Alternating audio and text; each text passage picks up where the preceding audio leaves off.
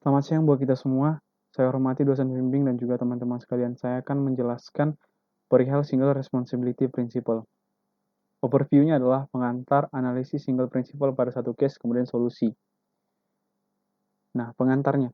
Untuk di dalam Single Responsibility Principle ini, yang harus sesuai dengan Single Responsibility Principle ini adalah satu kelas itu harus memiliki tugas-tugas yang memang relevan terhadap kelas itu tersebut. Jika terdapat tugas-tugas atau metode yang tidak relevan terhadap satu kelas, maka itu akan melanggar Single Responsibility Principle. Dan jika ada terjadi perubahan terjadi pada kelas tersebut hanya terjadi karena tugas tersebut. Contohnya misalnya pada sistem pernapasan. Ketika kita mau ke air kan kita harus ganti ke insang. Dan ketika kita ganti insang sebagai metodenya, maka sistem yang lain dalam tubuh kita tidak akan berubah. Yang hanya berubah adalah sistem pernapasan.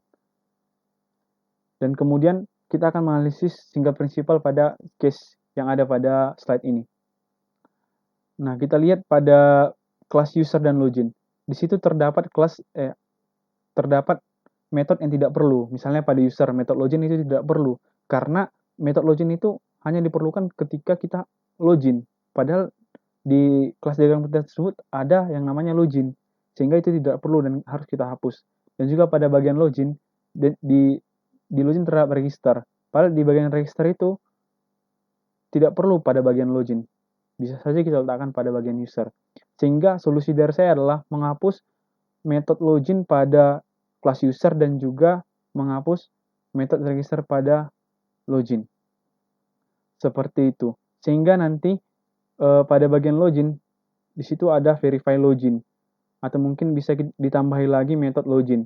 Dan bagian user tersebut sudah tepat itu metode register dan update.